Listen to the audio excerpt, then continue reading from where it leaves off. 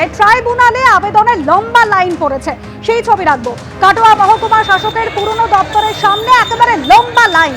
Vote থেকে আবেদনপত্র জমা দেওয়ার জন্য দাঁড়িয়ে রয়েছেন বহু মানুষ।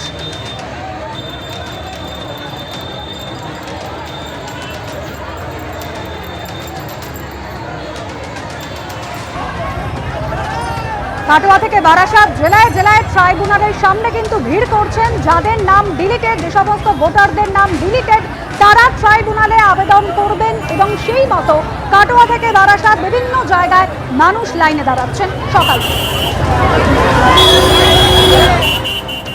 ট্রাইব্যুনালে আবেদন দেওয়ার জন্য কাটোয়া মহকুমা শাসকের দপ্তরের সামনে বিশাল লাইন, সেই লাইন দেখা যাচ্ছে যে একেবারে মূল যে পুরনো অফিস রয়েছে তার সামনে যেমন ভিড়, সেই রকমভাবে দুদিকেই কিন্তু লাইন দেখা যাচ্ছে। এই দিক দিয়ে যদি দেখা যায় কয়েকশো মিটার কিন্তু লাইন রয়েছে এবং আরেক দিকে যদি আমরা দেখি, আমার ক্যামেরা পার্সনকে বলবো যে এই দিকটা একবার দেখানোর জন্য, এবং সেখানেও আমরা দেখতে পাচ্ছি যে লম্বা এখানে লাইন হয়ে রয়েছে এবং পুরো তো মহিলারা, বয়স্ক মানুষরাও এখানে রয়েছে। একবার জিজ্ঞেস করবে, বলছি দিদি কখন থেকে দাঁড়িয়ে আছে? ভোরবেলা থেকে। কি সমস্যা, কখন থেকে দাঁড়িয়ে আছে? ভোরবেলায় কি হয়েছে? ওই যে ভোটের কাগজ বিলেট করে দিচ্ছে, তাই জমা দিতে আসছে। যতদূর চোখ যাচ্ছে ততদূর কিন্তু রয়েছে এবং আরও যত এগিয়ে যাব ততই কিন্তু লম্বা লাইন দেখা যাবে এবং মূলত এদের নাম বাদ গিয়েছে এবং যে ট্রাইব্যুনালে আবেদন করার জন্যই এই ভিড়। রানা দাস, এবিপি আনন্দ, পূর্ব বর্ধমান। কাটোয়াতে যেমন একদিকে দেখা যাচ্ছে ট্রাইব্যুনালের আবেদনের লম্বা লাইন, একই ছবি কিন্তু দেখা গেল বারাসতেও, যেখানে ট্রাইব্যুনালের আবেদনের লম্বা লাইন। সকাল 8টা থেকে লাইনে দাঁড়িয়েছেন অসংখ্য মানুষ। জেলা শাসকের দপ্তর থেকে আদালত ছাড়িয়ে গিয়েছে সেই লাইন। পাশাপাশি দু জায়গার ছবি আপনাদের সামনে তুলে ধরছি, একদিকে কাটোয়া এবং অন্যদিকে বারাসাত। ট্রাইব্যুনালের জন্য একেবারে সকাল থেকে মানুষ লাইনে দাঁড়িয়ে রয়েছে।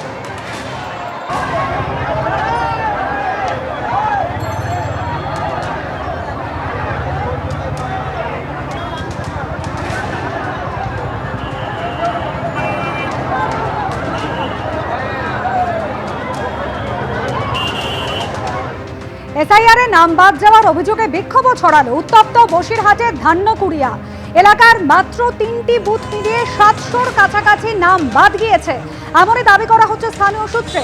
ধান্যকুড়িয়ার 31, 33 এবং 34 নম্বর বুথের 679 জনের নাম বাদ গিয়েছে, আর তারই প্রতিবাদে বিক্ষোভ দেখান এলাকাবাসী। টাকি রোড অবরোধ করে চলে বিক্ষোভ।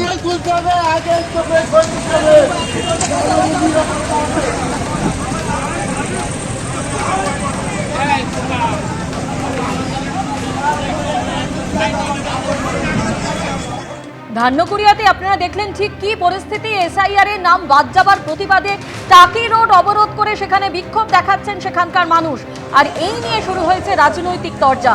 তৃণমূলের রাজ্য সাধারণ সম্পাদক কুণাল ঘোষ তিনি বলছেন, অনলাইনের সিস্টেম কাজ করছে না, ট্রাইব্যুনাল কোথায় কাজ করছে জানা যাচ্ছে না, মানুষ কোথায় আবেদন করবেন জানেন না।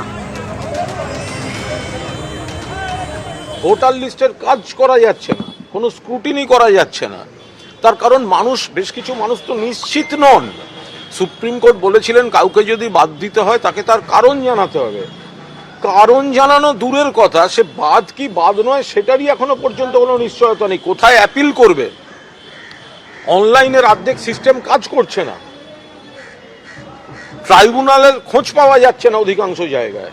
ফলে মানুষ চূড়ান্ত একটা অনিশ্চয়তা। আমরা বলছি তৃণমূল কংগ্রেস পাশে আছে। আপনি বৈধ ভোটার হলে যেভাবে হোক আপনার ভোটার তালিকায় নাম তোলার লড়াইটা চলবে। অন্যদিকে বিজেপি প্রার্থী দিলীপ ঘোষের বক্তব্য, প্রায় 1 কোটির আশেপাশে ভুয়ো ভোটারের নাম বাদ যাবে। আমরা আগেই বলেছিলাম বিষয়টি সেদিকেই যাচ্ছে। এসআইআর এর নাম বাদ যাওয়া প্রসঙ্গে কি বললেন দিলীপ ঘোষ, শোনাব।